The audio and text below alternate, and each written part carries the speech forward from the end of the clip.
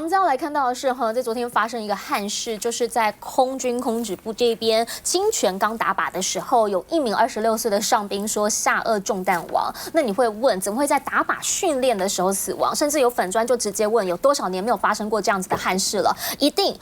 魔鬼出在细节里面，哪个部分出了问题？那当然得要赶快去问啊！毕竟对于这个妈妈来讲，这是她的独子，真的是哀痛欲绝。而且呢，她也说了，因为现在有各式各样的说法，甚至还有一个讲法是说，会不会是比如说想不开啊，申请问题？妈妈已经先直接跳出来反驳，说不可能，因为她是收假之前还在帮妈妈做这个美容院的清理啊，等等等，回去的第一天就出事，到底为什么？她其实不是新手哦，因为她之前也是从义务变成了志愿役变成了义务役变成志愿役，然后4年之后退伍，今年再回去，才4个月而已，为什么就会出事呢？郭立雄今天在回应的时候，他说他全面会来厘清、来调查。那他所知道的是整个打靶训练的过程的严谨度，他一定是会检讨的。好，所以呢，有经验的人都在讲，这个是匪夷所思，应该是一个口令、一个动作，到底是什么样的原因？他们的讲法是枪托撞击到地面。突然就错误击发才会打到他，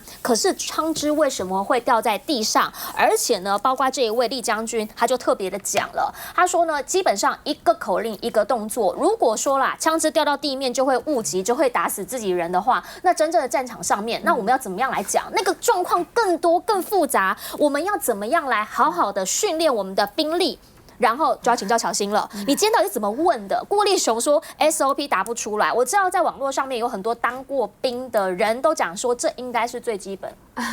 其实我后面本来还有很多问题要问他，但因为他连最基本的 SOP 都答不出来，所以我就觉得我好像也没有继续问下去的必要性了。那因为呢，这个空军清泉岗的这个士兵哦，他是在打靶的时候出意外的。对，那大家知道打靶的时候，大家是一个口令一个动作，就算你没有当过兵，也一定听过左线预备、右线预备、全线预备，好，然后呢再打出去嘛，对不对？1、2、3、4、5、6、7、8、9、10、11、12。这个基本的射击口令，它其实就是标准作业程序，而且呢，现场呢都会有上级指导员，哪一个人动作做的不对，马上被骂到臭头哈，骂到你就出去，而且你可能那1个月都会被狂骂。为什么呢？因为拿到枪里面有填充子弹，就是非常危险的，对你自己危险，对其他人也危险。所以呢，我当时问这个问题的时候，是因为在外面记者问顾立雄部长的时候，他对于到底是自伤案件，还是呢流弹打到，还是呢他是一个是什么样的情形，他没有说清楚。对，所以我本来想先从他对于基本的就当天的这个 T91的射击的标准作业流程先做一个说明，然后再从每一个流程里面问他状况出在哪里。但当我听到他说没有办法详细跟我说明的时候，问他为什么，然后他又说这个是在第一线、第二线，然后讲得不清不楚，我就知道啦，你对整件事情你根本不了解啊。那既然不了解，我就不问啦。那因为问题很多嘛，我举几个例子给大家听好了。第一个，为什么他在预备线的时候他就装子弹？对，为什么？没有人告诉我啊，为什么？因为他上靶台啦，那个时候他才应该开始装上子弹。对啊，你为什么要帮大家观众解释一下？为什么在预备线的时候你装子弹？第二个，为什么是谁下令在枪击就将子弹推进枪膛的？这也是一个嘛。第三个，是谁下令去拉这个保险的？有没有人下令拉保险？好。第四个，如果说你撞到枪托就会击发的话，刚刚主持人有讲过了，你这么容易这样撞击就击发的话，那我们上战场怎么办？那大家都这样撞一下就击发，那我们都还没有开始打仗，我们就自己人先打自己人，全部都打死了，请问要怎么作战？这个不合理嘛，对不对？再来，上级指挥官有没有到现场督导？他说是自己打到自己从这里穿过去嘛，对不对？你有看过有人在当兵的时候把枪对准自己的脸，然后没有上级指挥官骂爆他，叫他说请你不要这么做，立刻滚出去？这正常情况下，上级指导员只要一看到有人这么做，马上叫他出去的嘛，这是正常情况嘛。然后靶场的指挥官有没有按照刚刚那一张那个主持人刚刚那一张电影这个好，这个每一个动作嘛，射手起立，预备线起立站好，射击线就位，卧射预备，从这边才装子弹，左线预备，右线预备，全线预备，开保险，才开始射击。停止射击之后呢，然后左转下把台，然后还要去捡弹壳。你一个弹壳没有找到，这个是所有人全部的军人要把这个靶场翻过来找，也要找到相对应的弹壳，不能不见，不能少一个的。打靶大家是这么认真，因为这是关乎到自己个人跟其他弟兄的安全的事情。那呢，就当下其实也有军人跟我澄清说，这几年他们对于打靶都很紧张，因为有的时候是这个清枪没有清干净，有的是就卡弹管，有的是枪支根本出问题，所以他们在打靶的时候其实心里都怕怕的所以他不会只是一个士兵的问题，是全部的这个包含是这个干部在靶场射击的纪律跟程序是不是都出了问题？那我们现在顾立雄顾部长，他连最基本的 SOP 他都没有办法回答出来的情况，而且这个不是我随便问他，这是已经在事情发生之后，照理来说已经有人跟他报告了整个事件的过程，那我才问，那他还不知道。这不是说我没事突然问他一个说，哎呀，这个射击 SOP 怎么样？不是发生了这么大的事情之后，我问你一个射击的标准流程。那你简单跟我说明，我也没有要你讲得很细、很详细。那整个过程是怎么样的？有没有上级指导员？那当场的状况，你都没有办法回答出来。那你怎么让我们相信说你做一个国防部长是合格的？那我还很好心的说，你是一个文人部长，那我理解你刚上任不久，但我也必须坦诚的说。你现在是国防部长了，留给你的时间不多，你必须要赶紧的把这些都补齐，不然时间是不会等你的。那你如果今天两岸开战了，这样的国防部长要怎么带领我们的国军面对两岸之间的冲突跟挑战？好，那其实呢，现在还有一些讲法啦，因为包括我们刚刚讲的内情不单纯，这个人说曾经想要调单位，后来呢说因为没有满1年被拒嘛，可是问题是法医就讲啦，远射近射，你要把人家的到底发生什么事情讲清楚。让家属知道，因为这个还后续参加了什么，跟掺杂了抚恤金啊等等的问题，然后再来就是国防部的事件，现在不能再有这种不清不楚的事件。的确是啦，我记得我的学习心理咨商的，就是曾经就有一个在服完兵役之后，他说他为什么要来做这样的一个事情啊？因为他觉得军中里面有太多人心理的压力非常大，然后军中对于很多心理甚至有些轻生的状况之下面，其实军中都是涵盖一个黑幕，不让外界所了解的。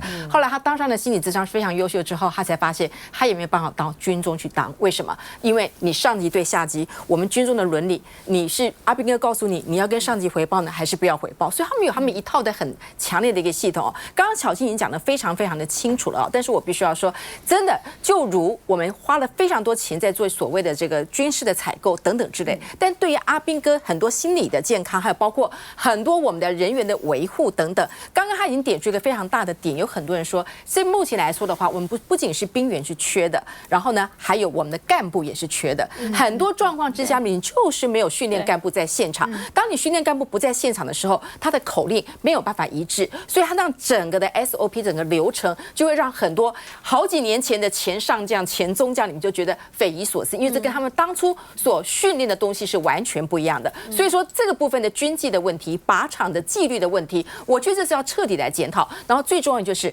当我们不断的花费非常多，像这次很多国防预算当中，我们智库就直指非常多，他们在所谓的维护费上面，实际上是创过去来已经最低的。维护费包括临界，还有包括人员的维护，都是非常低的。那你看你的军费冲高，你的维护费是冲低，那你中间的落差，你觉得我们这样我们的国防有办法会变得比较更好吗？所以这一件事情，我想顾立雄被小芯刁了完之后呢，他应该以他的这个所谓法律素养，以他对讯息接受的程度，未来在进去之前发生这么状况，他会有。但是我还是强调，光是你是一个文人部长里面，你的加倍的努力，最重要的是我们的军纪的纪律。如果说，而且不要忘记，这是一个月里面2起，上一次还是营长擦枪就发生事情，还好没有死人。这次死的时候，你还不要重的去做这个所谓的这个纪律的问题。我觉得以后不要告诉我你只有军购军费的提升，我们还是要追问你对人员纪律的这个提升到底有多少。是，来嘉君。基本上这件事情真的大家都非常的担忧，因为表示说这个训练的环节跟整个安全流程哦非常的松散，因为这不是一个一般的兵他是职业军人他是职业军人都发生这个事情，而且刚才巧芯跟知恩姐都讲了。就说非常吊诡的是，怎么会在预备线发生意外呢？这个打靶的子弹都是专人清点到靶位，然后射手进靶位之后才会拿到子弹，就是怎么会在预备线他就已经拿到子弹了？所以这个整个流程、整个 SOP 都已经是非常的松散。那当然最遗憾的就是说，就是这个。年轻人还就是非常意外非常意外。那当然，这个顾立雄到现在为止，他发生了之后，他也没有想要去了解真相，然后也没有想要去把它清查出来。我们现在担心的是说，会不会不是这个月两起，搞不好下个月又来。他假设这个真相不厘清，说到底环节是出错在哪里的话，未来他会不会时不时就发生？那这我们的国军不能无谓的牺牲在这种意外上面呢？他们是为了国家在保卫国家，在守护我们的家园，结果我们。不把它调查清楚的话，还我们整个国军一个心安否则他其他在练习打靶的人，难道都不担心吗？所以我觉得国防部部长其实是有失职的地方。好，因为国防部给大家的这个回应就是这叫做操作不慎，但操作不慎到底是哪一个环节？因为呢，在9月9号的时候，新北土城那边也发生过同样是 T91，然后呢，同样是在射靶的时候，结果打靶的时候发生了这个误击就是有人受伤，但是呢，这次是出人命了，一条人命，难道不值得国防部好好的去理解一下问题在哪里吗？先进广告。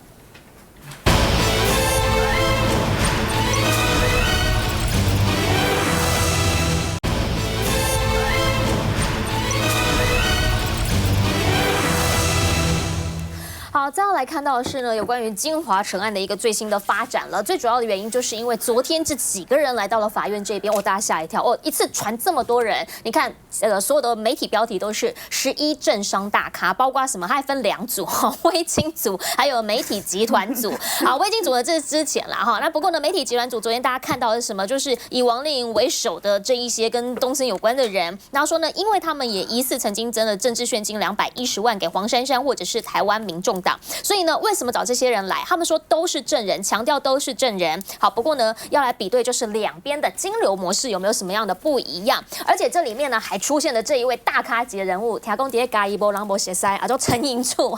陈英柱呢也算是这个博弈大亨，那这次呢也出庭，通通都是作证。那大家就在讲了，找这么多人来，一定就是跟钱有关系。原因就是这些人听起来，包括了这个基隆市副市长因为他之前也在东森集团里面有蛮多的这个重要职务嘛，那大家就是在理解到底钱有什么样的关系存在。那同时呢，其实大家也在说，是不是因为满月了，然后呢发现现在得要从小额捐款，一个人30万那个小额捐款，一个一个去查，而且这个查感觉已经不是4年前，可能是8年前，抽丝剥茧都在查。那最新的一个民调提供给大家因为积压满月之后，到底他有没有故意的图利厂商？这是媒体的调查，认为有的已经从62%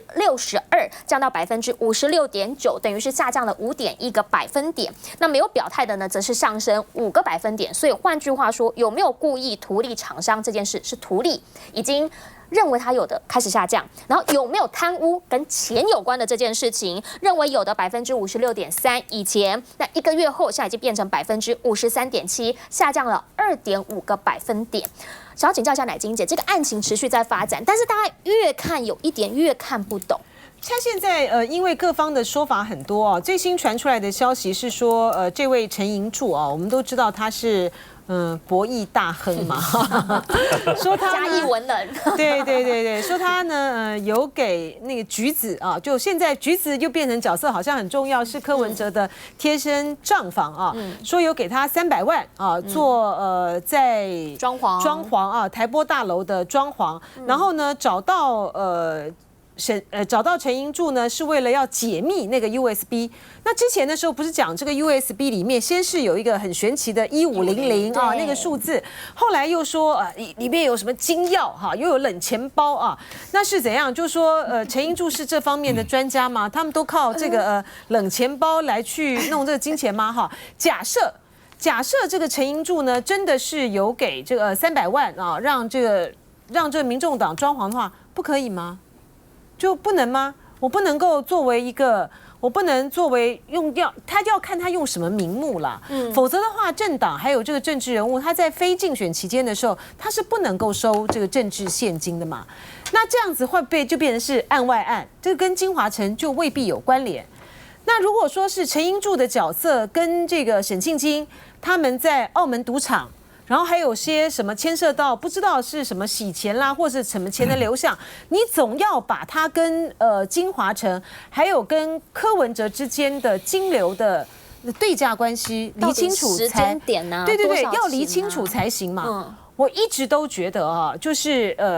包括就是说30万的政治现金，然后210万。的这样子一个款项，这个跟金华城获利的100亿、200亿的来比较起来，这真的是小儿科哎。那个就那样子的一个210万的钱，其实大概就是在竞选期间的时候，表达对于民众党和柯文哲的支持吧。什么前金后谢，我觉得一点都谈不到。而且大家不要这边装天真了哈，就说在给这样子的这么大笔的有关于金华城这么大的一个利益，你要给这个前金后谢，他怎么可能会用政治现金那种方式，那么小的那个金额来表示呢？而且就算是在这个政治现金里面，真正大笔的钱都不会出现在账上的，他一定都是用现金来支付，或者是直接就开这个海外账户。那如果说减掉没有办法在这个地方去突破的话，那他现在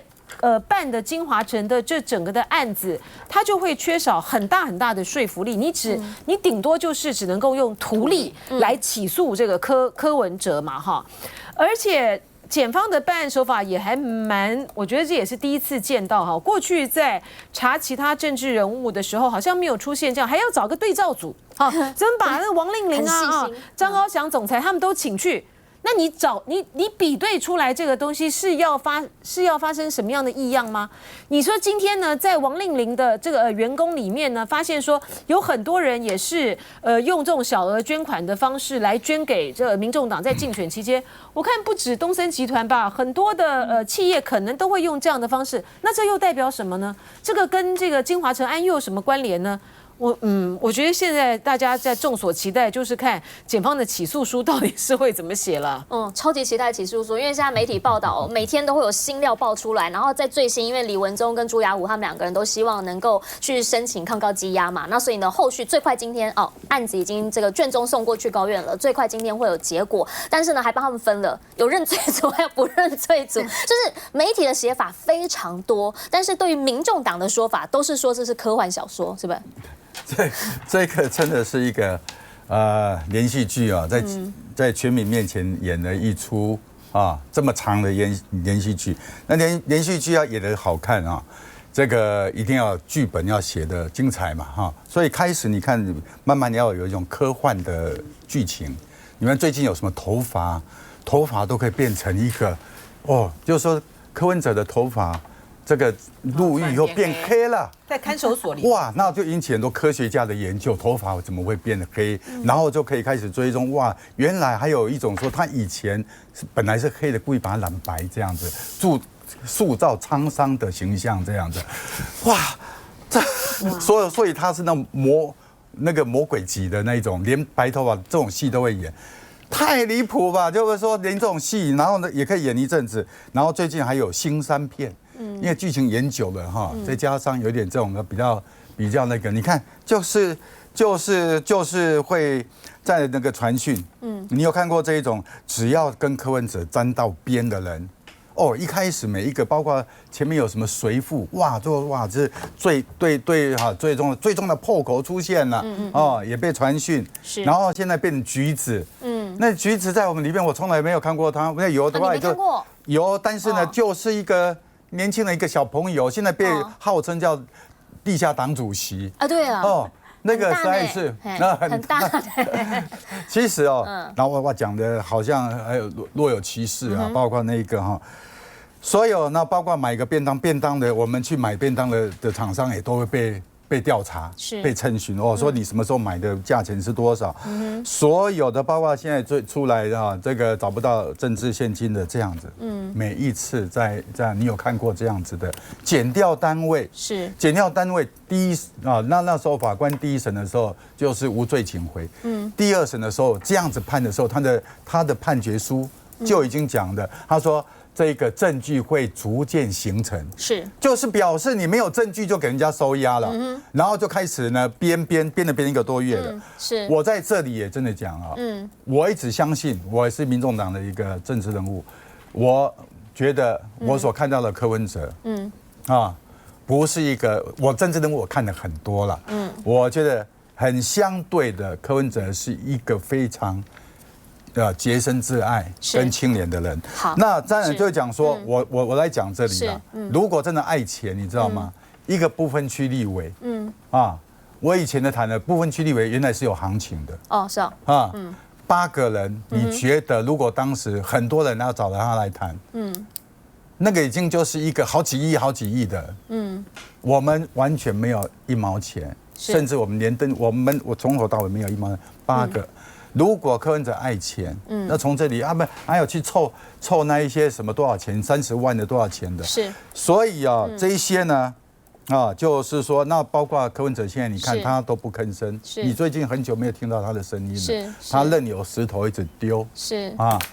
然后呢，检调单位开始会紧张了。好，来，其实呢，已经在差不多不到1个月了哈，就要来结案了。那简舒培现在出来的爆料是说，橘子也是我们刚刚提到这个地下党主席，还有柯家公子都在日本。好，甚至呢，这个内文当中有特别提到说，他在指示收到柯文哲的指示之前，就是在搜索前就已经先前往日本，还有提醒他要把钱保护好。说这么巧，他的公子也在日本，这么巧，来请教一下，怎么样来看？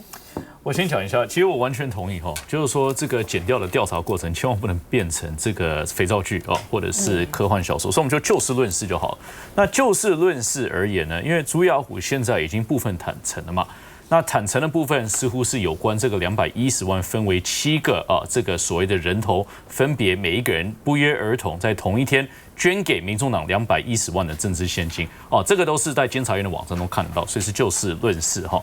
那这个是不是形成对价关系呢？因为正好这个朱雅虎的公司，也就是鼎越，在处理金华城案，而且还跟市府在诉讼，而且最后还达到他所有希望可以达到容积率的一个加成。那我们只要问这个是不是这个所谓的犯罪，其实就看到过去时代力量徐永明大概就可以理解了哈。徐永明当时收政治现金，还不是个人捐款，并不是收进口袋里，收政治现金，说要帮人家办公听会。这个法院已经判多久了？判7年，因为你有对价关系存在。所以我说的都是就事论事的部分。柯文哲光就这一点，你说他没有问题吗？好，那接下来提到这个橘子的部分，橘子到底是谁？说实在我也不知道，我也没有参与过。但确实他各种的行径也相当的离奇了哈。包括这个我说就事论事在市议会还有针对橘子的角色有提出质询过。因为在市长室里面吵得沸沸扬扬，然后后来柯文哲也坦诚说这是远亲特别找来台北市政府，还挂在其他局处的缺，然后来市长室支援。为什么有一个人可以被柯文哲喜爱到这个地步，要挂在其他局处，不是挂在自己市长但是后来又调过来市长室支援，甚至还在市长室里面发生一些人事上面的一些冲突。所以这个部分大家都会觉得很离奇，所以我就说，民众党只有2可能性。第一个可能性，证据在眼前，确实有问题存在；第二可能性，真的是全世界最不巧的一个政党，就什么事情都是在同一天发生，什么事情大家似乎都觉得说，好碰巧。包括橘子28号在柯文哲被搜索的前2天离开，包括本来陈佩琪也买机票在搜索的前1天。已经前往桃园住饭店，隔天要离开，这都是巧合吗？所以我觉得说这会是对全民智商的一个考验了。好，我们先进广告，广告回来继续来说。